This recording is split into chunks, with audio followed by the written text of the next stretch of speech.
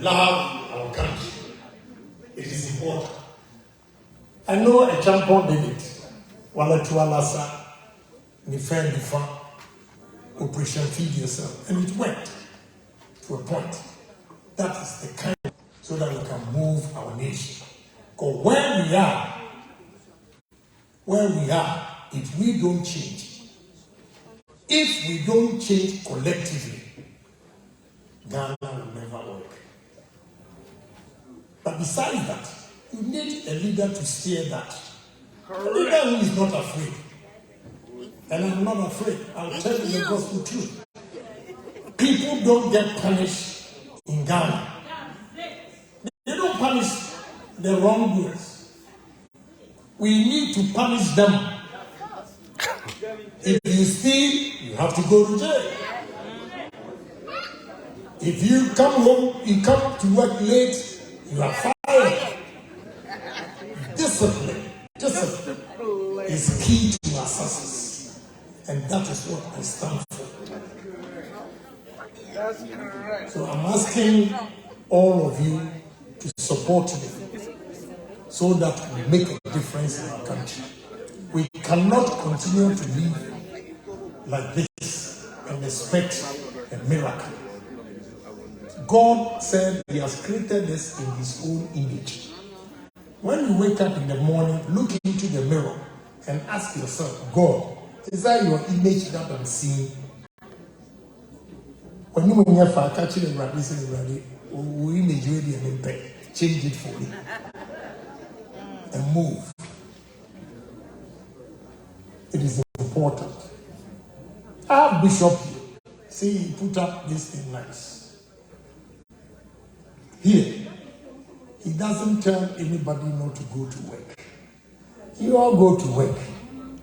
But in Ghana, there's a church around my place where I live. Come to 12.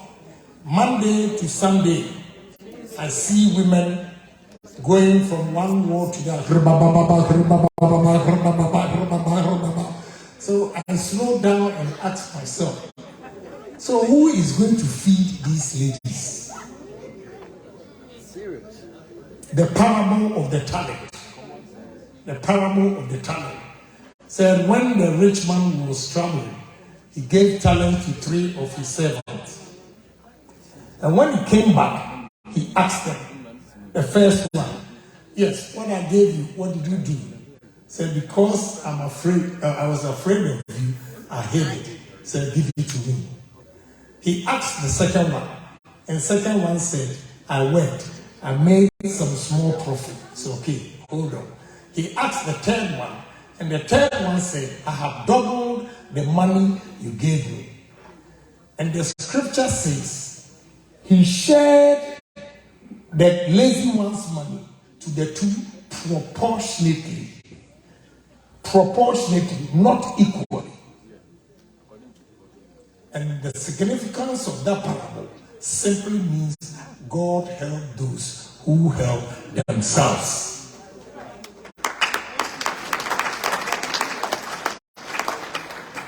So you have to work and go to church on Sundays. I don't have a problem. Once in a while, occasionally, there is something we have to do in the church, fine. Pastor, I don't know what you mean. I did BKRS theology. So I know the Bible well. Anyway, to that, my wife always says, you only select where is good for you. But that is not the truth. I just read it. You know, Fordham University is a Catholic church. You know, so most of the Ghanaian Catholic priests are trained in Fordham University. So, you know, when you go there, theology, you do something. And I loved it for BKRS theology. So I know a little bit about Christianity and the Bible. But the way we go about it, sometimes we go overboard. And when I speak, they think I'm against religion. I am not. I strongly believe, personally, I believe that anybody who thinks there is no God, to me, is a fool. In the sense that The way I'm talking, when I get tired and I sleep, I don't even know where I am or where I will be. That alone tells me there is a superior being. And that superior being I can call God. So I believe in God. But this same God has given me brains to use. And we have to use it well. We are happy to be in America. People sit in a room and invented all what we are seeing here. Why can't we do it? We need to challenge ourselves as black people. If a Ghanaian guy who was working at Zaro Bakery, gas station, taxi driver, university, can now have over 7,000 workers, you can do it too, and do it better.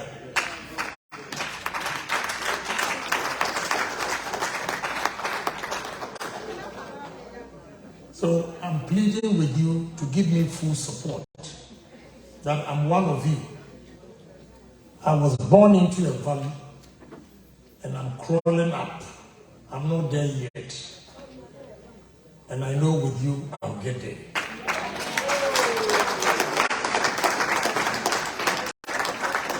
And I will not disappoint you, because I believe in Ghana first. Anybody who will not share my vision that we have to sacrifice and build Ghana, you are not part of me. You should find your way. If you find your way in the wrong way, you go to jail. Yeah, you go to jail. It's important. We need to be disciplined. We need to be strict. That is the only way we can change our country. So, those of you who have heard Agyapong speaking harshly, sometimes when you believe in something and you know the truth, yes, and some people deliberately are rubbishing what you are saying. If you are in my shoes, you might probably act worse than I do. Correct. So if I have offended anybody, forgive me. For the sake of our country, I needed to do that time. And it was necessary.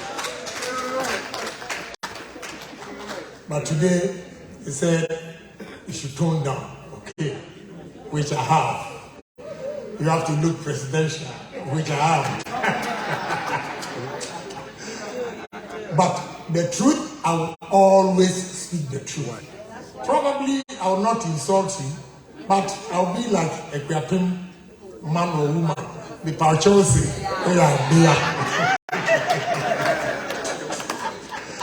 you know. So Ghana, ladies and gentlemen, is a beautiful country with opportunities that with good leaders we can move. With bold leaders, with honest leaders, we can move our country. So I want you to give me opportunity. Go out there. You are the breadwinners back home. Tell them the man who can change this country is Agyapong.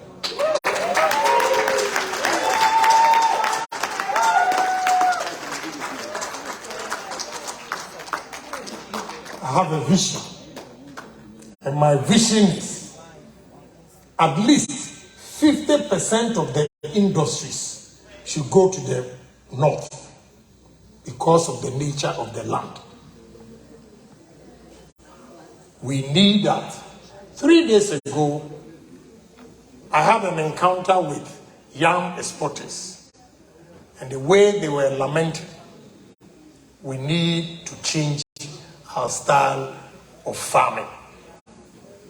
With these woodicides, the chemicals that are harmful to our body. Now, FDA in America is saying that they will not allow them to bring the yam anymore. Why? Because of the woodicide. We need to change it. When we do large-scale farming with fertilizers and everything, we don't need the woodicide. But these small farmers, the agrarian style, and woodicide that made Ghanaians lazy. All they'll do is they'll go and spray it on the weeds. And they go back home. This is causing us. And look, I saw something there and I panicked. Could you believe that now they are growing garden eggs in America? Garden eggs.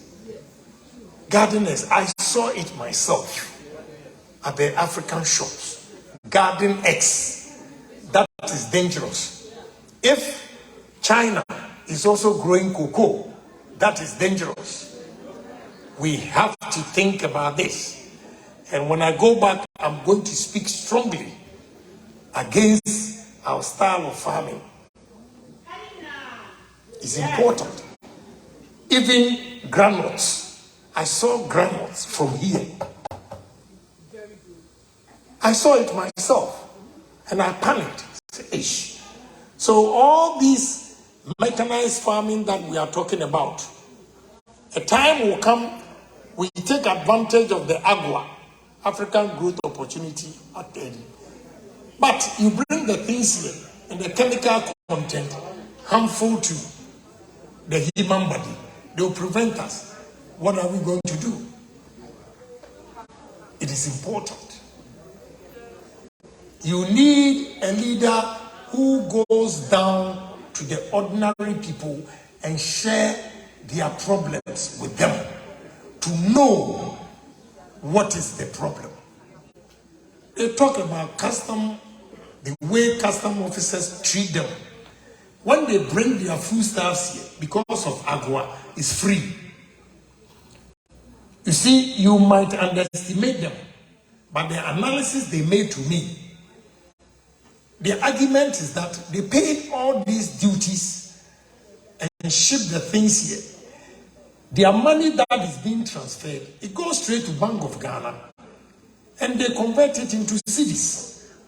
Such people should be given exemptions because you are going to get the dollars. God bless you. God bless you. God bless you.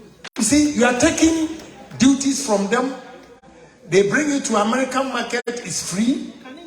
They transfer the money back home and Bank of Ghana gives them cedis. You give them cedis, Bank of Ghana rate is about, when you go to the market, excuse me, it's about 2.5 basis point, which is 25%. What Bank of Ghana will give you if you are going to change dollar? No, okay. Yeah. When you go to the market to buy your dollar, the difference is about 25%. How? It's true, Papa. How? It's true. And when you are arguing, another mistake in our budget today is that, I ask all of you questions. In America here, where they produce Ford, Lincoln, Cadillac, and whatnot, don't they sell used cars here? Ghana. Now the law is that you cannot bring a year to 5-year-old car because VW is going to produce brand new cars in Ghana. Because Nissan is going to produce brand new cars in Ghana. And when I was arguing with one guy, he said, come out and let's debate. When he started, I said, you see, because you don't work. You are sitting here as a minister, they give you money to chop. That's it. You don't know anything. And the way you are treating these traders, the direct tax through custom duties is more than anything in the country. Exactly. Look at the number of people that are going to lose jobs. How many jobs are these new companies going to create? We didn't sit down to analyze all these things. We just come out with policies. Don't bring used car. Just 2016, MPP, I bought 240 used pickups for campaign. Today you are in power. You are telling Ghanaians not to buy used pickups, used cars. First of all, what is the purchasing power of every Ghanaian in the country? How many people can afford brand new cars? What I expect the Minister of Trade to do is to tell the new companies to use Ghana as a hub, produce these new cars, and sell it to African market. Because the Ghana market is so small, all these companies that are manufacturing brand new cars, how many Ghanaians can afford brand new cars? Jesus Christ. That is why you need a pragmatic leader, not book. A leader who has been in trenches with the people and knows the problem, identify himself with the people. So please, I'm before you today. I can speak on and on and on and on, but I don't want to bore you. I want to sit down for you to ask questions. Anything that baffles you, I'm open. No censorship. Feel free. Ask any question you want to ask. Anything that bothers you, please, I'm ready to answer your question. Thank you very much. Thank you, Honorable, our President to be.